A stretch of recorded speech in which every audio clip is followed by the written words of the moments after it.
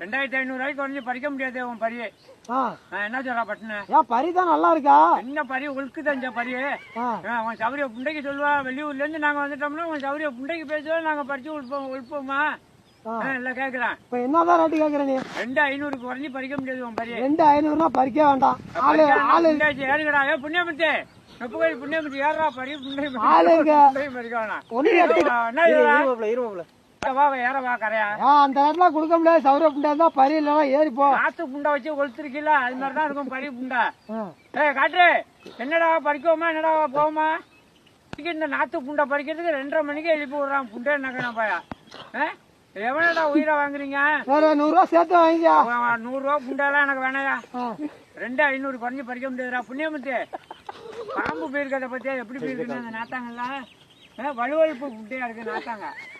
இதுல எவன் பறிச்சு ஒழுக்கிறது? பட்டுன